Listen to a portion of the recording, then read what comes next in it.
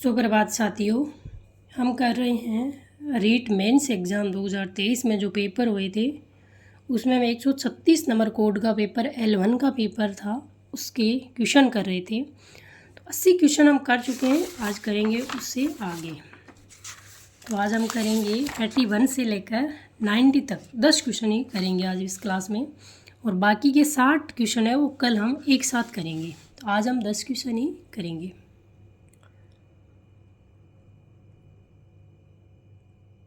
शायद अब आपको अच्छे से ये दिखेगा। 81 क्वेश्चन है, अजय सिंह शेखावत संबंधित है, कौन से खेल से संबंधित है? तो हमारे रीट के सिलेबस में एक सामान्य जीके वाले भाग में एक टॉपिक मेंशन है, राजस्थान के खिलाड़ी विशेष रूप से मेंशन किया गया है, और यहाँ से 2 क्वेश्चन पूछे जाते हैं। तो वहाँ से ये क्वेश्चन आपका पूछा गया है। अजय सिंह शेखावत का संबंध है निशानेबाजी से, एथलेटिक्स से, हॉकी से, भारोत्तोलन से।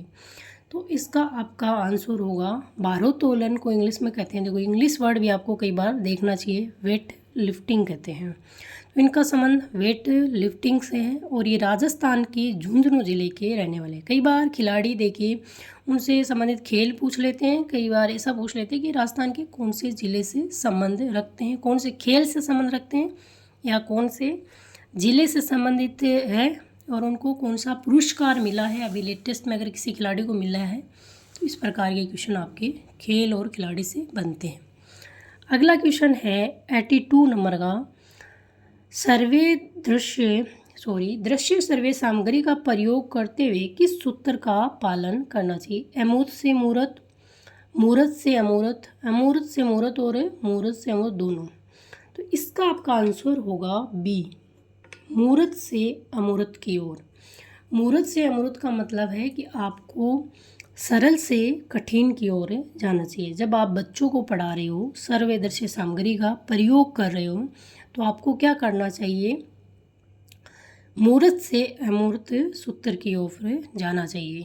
अगला क्वेश्चन है 83 नंबर का, विश्वविद्यालय अनुदान आयोग की स्थापना किसकी सिफारिश पर की गई? माध्यमिक शिक्षा आयोग, राष्ट्रीय शिक्षा नीति 1968। आपको ध्यान रखना है, राष्ट्रीय शिक्षा नीति अभी तक 1968 में आई, फिर 1986 में आई, और लेटेस्ट है वो 2020 की शिक्षा नीति है जो आपके सिलेबस में लगी हुई है, वो आपको पढ़नी चाहिए। विश्वविद्यालय शिक्षा आयोग 1964 से 66। इसका आंसर आपका होगा सी,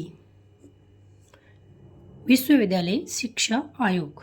84 नंबर का क्वेश्चन है, अगर एक उच्च प्राथमिक विद्यालय में कुल 130 विद्यार्थी नामांकित हैं, तब सरकार द्वारा उस विद्यालय में कितने अध्यापकों के स्वीकृत पद होंगे? आपको ध्यान रखना है, यहाँ पर दिया है उच्च प्राथमिक विद्यालय में क्या आपके 130 विद्यार्थी नामांकित है। कई बार क्या होता है एग्ज़ाम में हम जब बैठते हैं तो माइंड पे क्या होता है, प्रेशर होता है, तो हम उच्च प्राथमिक माध्यमिक उच्च माध्यमिक ये चीज़ें नहीं देखते हैं।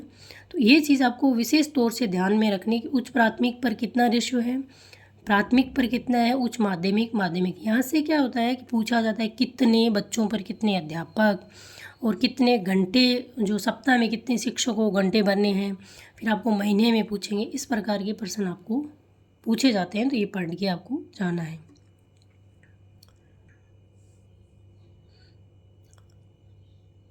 तो इसमें आपका आंसर होगा डी, 84 में आपका आंसर होगा डी। अगर एक उच्च प्राथमिक विद्यालय का मतलब है पहली से लेकर 8वीं तक में कुल 130 विद्यार्थी नामांकित हैं, तब सरकार द्वारा उस विद्यालय में आपके 30 अध्यापकों की स्वीकृति दी गई है।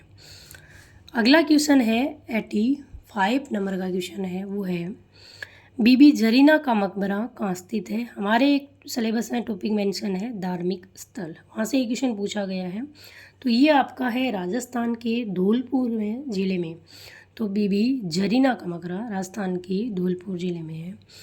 अगला क्वेश्चन है हमारा 86 नंबर का, निम्नलिखित में से कौन सा वन्य जीव जालोर जिले का शुभंकर है?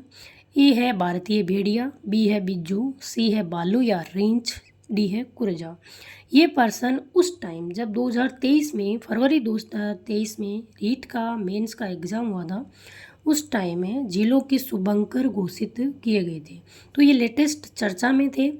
जब उस टाइम 33 जिले थे, 33 के 33 जिलों के शुभंकर बनाए गए थे और ये प्रश्न उस टाइम इस पर्पज़ से पूछा गया था। अभी आपको 33 के 33 जिलों के जो पंच गौरव घोषित किए हैं वो आपसे पूछे जा सकते हैं, क्योंकि पंच गौरव बनाए गए हैं। एक ज़िले के 5 पंच गौरव हैं। तो आपके जो टोटल ज़िले हैं उनके कौन से ज़िले में 41 के 41 में, 41 के 41 में कितने पंच गौरव, कौन से ज़िले में कौन से 5 गौरव हैं वो आपको देखे जाना चाहिए। अगर ये प्रश्न पूछा है उस टाइम घोषित किए गए, अब पंच गौरव घोषित किए हैं तो आपसे पंच गौरव पूछ सकते हैं। तो एक प्रश्न आपका यहाँ से अच्छे से सही हो सकता है। अगला क्वेश्चन है हमारा 87 नंबर का। ऑपरेशन सरहद हवा का संबंध है सीमा सुरक्षा बल से, वायुसेना से, भारतीय नौसेना से, भारतीय तट रक्षक बल से। तो ये आपका आंसर होगा ए, ऑपरेशन सरहद हवा का संबंध सीमा सुरक्षा बल से आपका होगा। 88 नंबर का क्वेश्चन है RSIC राजस्थान लघु उद्योग निगम लिमिटेड। RSIC की फुल फॉर्म है राजस्थान लघु उद्योग निगम लिमिटेड को किस वर्ष पब्लिक लिमिटेड कंपनी का दर्जा दिया गया था?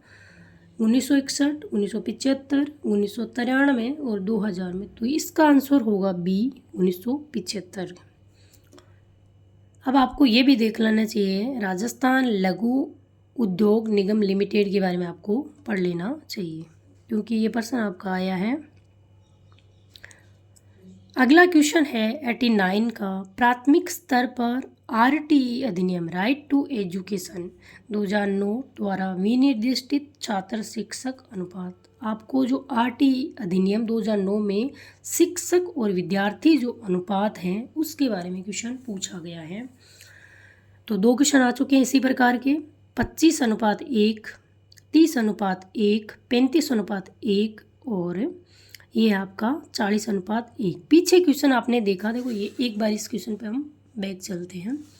84 नंबर के क्वेश्चन पे ये है, अगर एक उच्च प्राथमिक मतलब पहली से 8वीं तक विद्यालय में कुल 130 विद्यार्थी नामांकित, तब सरकार द्वारा उस विद्यालय में कितने विद्यार्थी के पद स्वीकृत है? 5। और यहाँ पर अब क्वेश्चन जो पूछा है ये 89 नंबर का।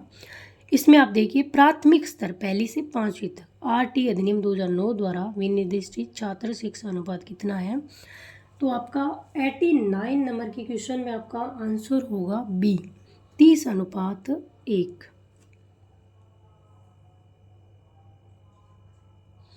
तो आपको RTE अधिनियम 2009 पढ़ोगे तो ये छात्र शिक्षक अनुपात वाला कितने घंटे शिक्षकों को सप्ताह में महीने में काम करना है वो चीज़ आपको यहाँ पर पढ़ने को अच्छे से मिल जाएगी। और आपको पढ़ के भी जानी चाहिए यहाँ से कि RTE अधिनियम 2009, 11, 2020 यहाँ से लगभग 5 क्वेश्चन आते हैं। अगला है द स्टडी ऑफ एडमिनिस्ट्रेशन के लेखक कौन है? हमारे सिलेबस में एक टॉपिक मेंशन है राजस्थान की राज व्यवस्था, सिर्फ इतना ही नाम लिखा हुआ है, अलग अलग डिवाइड नहीं किया गया, तो वहाँ से ये क्वेश्चन पूछा गया है। तो इसका आंसर होगा आपका वुड्रो विल्सन। कल एक विद्यार्थी ने मुझे कमेंट किया था कि क्या मैम जो NCERT में या RBSE में हमारे भी 6ठी से लेकर 10वीं तक किताबें चल रही हैं वो रीट के लिए सफिशेंट है या नहीं है? तो इसका जो आंसर है मैं देना चाहूँगी, क्योंकि हमारे जो रीट के पेपर हुए थे 2023 में, जो ये वाले जो मैं आपको सॉल्यूशन करा रही हूँ, ये हुए थे 9 पेपर हुए थे। एक हुआ था L1 का और 8 पेपर हुए थे हमारे L2 के, जिसमें एक संस्कृत के साथ हुआ था। जीके के क्वेश्चन आए थे, इसमें आपके 5 क्वेश्चन आए थे आपके कंप्यूटर के, 10 क्वेश्चन साइकोलॉजी के। बाकी के जो क्वेश्चन थे आपके सिलेबस से रिलेटेड थे। तो उन 80 क्वेश्चन की मैं बात करूँ, 5 क्वेश्चन कंप्यूटर के छोड़ के और बाकी के क्वेश्चन 10 क्वेश्चन आपके साइकोलॉजी के छोड़ के जीके वाले भाग का मैं बात करूं, करंट वाले क्वेश्चन आए थे वो करंट में से आए थे। बाकी के जो जीके के क्वेश्चन आए थे वो राजस्थान के इतिहास, राजनीति, कला संस्कृति और ज्योग्राफी के जो क्वेश्चन थे वो आरबीएससी की पुस्तकों से में सीधे के सीधे पूछे गए थे।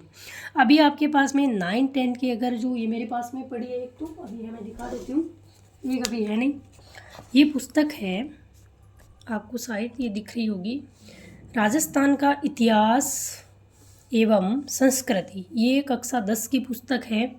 ये एक और है कक्षा 9 में चलती है, राजस्थान का जो 1857 की क्रांति प्रजामंडल उसमें है। तो इन पुस्तकों से जो कला संस्कृति और इतिहास के प्रश्न आए थे, 1-2 क्वेश्चन की मैं बात नहीं करूँगी, बाकी के क्वेश्चन इन बुक्स में से पूछे गए थे। आपको क्या करना है, जो एक तो 9th और 10th की जो राजस्थान के इतिहास कला संस्कृति की पुस्तक रखनी है, और 3, 6 और 7, 8 में राजस्थान अध्ययन के नाम से पुस्तकें चलती हैं। तो इन 5 क्वेश्चन मतलब 5 जो बुक को तो जीके वाले भाग में आपको पढ़ना ही पढ़ना है, छोड़ना नहीं है। इसमें जो भी लिखा है आपको सब कुछ याद करना है। तो मैं सफिशिएंट तो नहीं कहूँगी, आप अपनी संतुष्टि के लिए एक कोई बुक मैं कहूँगी गाइड साथ में रख सकते हैं। जैसे आपने 1857 की क्रांति पढ़ा, तो पहले आप पुस्तक को पढ़ना जो आरबीएससी में चल रही है, उसी टॉपिक को आप अपनी गाइड से या कोई पुस्तक आपके पास ऑथेंटिक है उससे पढ़ लेना, ताकि आपको ये नहीं रहे कि मैंने इतना कम मैटर पढ़ा है और कुछ नहीं पढ़ा। या आप गाइड पढ़ रहे हैं तो आपको बुक भी ऐसे नहीं रहेगा कि बुक नहीं पढ़ी, तो आपको दोनों चीज़ों को पढ़ लेना है। और आपके जो आरबीएससी राजस्थान बोर्ड में जितना भी मैटर दे रखा है वो तो आपको मुख्य ज़बानी याद होना चाहिए। तो ये एक कल कमेंट आया था, तो इसके बारे में मैंने जानकारी आपको दे दी। और भी कोई डाउट हो तो इस वीडियो के नीचे आप कमेंट कर दीजिए, मैं आपका अगले वीडियो में जवाब दे दूँगी। पढ़ते रहिए, स्वस्थ रहिए, मस्त रहिए। जय हिंद, जय भारत।